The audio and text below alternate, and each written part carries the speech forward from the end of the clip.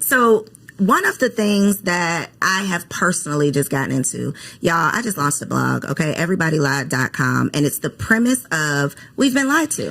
We've been lied to our whole lives about so many things. For the sake of this conversation, though, we're going to focus on the marriage lies, okay? One of the things that I realized as someone who has always wanted to be a wife, this is something that I've prayed for, I thought I prepared for it, all of the things, and I got into it and still didn't know what the hell I was doing. And I'm a happy wife. To your point, happily married, right? A happy wife. I love my husband, and it's still very hard. And so I know that I'm not alone in that. And I know so many women get into these marriages, become a wife, take on this role, and then it's not necessarily what they thought it was going to be, or they don't know how to manage or maintain. So first question for you two, what was the biggest like reality check once you became a wife? Well, for me, similar. My parents are still married. I did not model my marriage after my parents, however, but I'm from Ghana, West Africa. And so my biggest reality check was that you really make the marriage you want. It doesn't have to come. It's not like I get married and I enter this thing and it's just going to be ready made. Like, no, you've got to make the marriage you want. You've got to create the boundaries you want. You know, a piece of advice that my wonderful mom told me is that don't start nothing you don't want to keep doing. And it is true. Like the boundaries. Oh, give an example, Precious. Okay, so when I was young and married, you know, before we had, my husband was a single dad, so I have the bonus family structure. He would wake up really, really early to go to work, and I'm like, I'm gonna wake up and make him breakfast. Woo. So, 5 a.m. I woke up every morning and made him breakfast for work and helped him get his lunch together. So because he's our first child. After the first year, baby comes, and I'm like, I'm not getting up to make it. I might put your snacks out the night before. But my mom, when she heard I was doing it, she's like, I don't know if you want to do that for 30 years, you know, and it's basically don't false advertise. So when we changed that system, I had to talk to him and say, you know, I think I was ambitious. I think I was doing too much. I still love you all the same. I'm going to show you love because his love language is acts of service. I'm going to show you love in other ways. Now that I'm thinking about that, I need to start going back to some of those things. But you make the marriage you want. And if you're open and do premarital counseling and do all the things about communicating, you have to communicate when that marriage that you built is not looking, you know, the math isn't mathing. It's not looking the way you want. It's not just I walk into marriage and marriage happens to me. You've got to work. Not starting something that's not sustainable because baby. And then I'm going to let you answer. But one thing a point that you made that I want the people to take away from this is that was his love language. And you had to have a conversation about why it was shifting because his natural thought would have been, she don't love me no more. Right, the baby came and she don't care about me. And now y'all bumping heads. Right. And it was a simple, I'm tired now, I can't keep up with this. But if you don't communicate it, then it turns into my wife don't want me no more. Exactly. And we know what that can turn into. A lot. So a lot of things that you don't want. So I love that you were able to recognize that and point that out.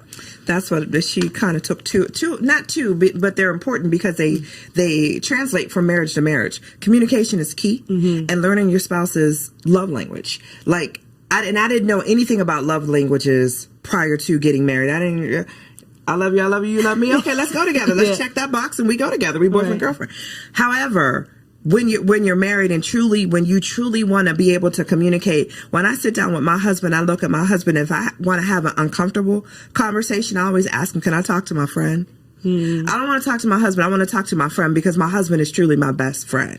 And I talk to him. Sometimes I catch myself and girl, he gonna stop it. He be like, I'm not your girlfriend. Like, stop it. So stop. I know I'm not, but I'm so comfortable. And we after, you know, we've been married for 10, together for 12.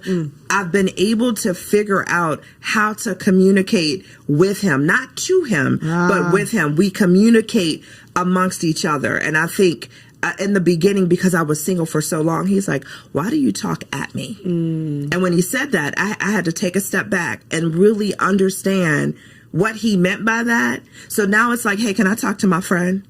So listen, I got the situation with my husband, and I'll explain whatever the situation is bothering me. How do you propose we fix it? And then he'll giggle and he's like, so should I answer as your friend or your husband? So it's just finding relatable ways that's not going to make someone defensive. That's not going to make somebody automatically shut down and not listen, but finding creative ways to communicate. So I'm going to go back to, I love when we first started dating. Like, so let's talk how we talked when we were dating before we got married. And then I had to understand, what is your love language, and incorporate his love language into our communication to keep things easy. So again, it's just that communication and knowing how you want to be treated and how your spouse wants to be treated. And that is, and making your marriage your own to what Precious said. Like, no one has a blueprint, and you want your marriage. You want to enjoy your marriage. You want to be able to say, hey, I love it here. Yep. That should be it. I love it here. Yep. One thing that you said that I think is a big challenge, and it goes back to the clip with the you need therapy, the emotional immaturity, whatever, is I have to say it in a way that he doesn't get defensive. I want to flip that, though, because me and my husband have had some conversations, and I'm on the defense immediately. And it's part of me recognizing things you need to, areas you need to grow in, things you need to work on.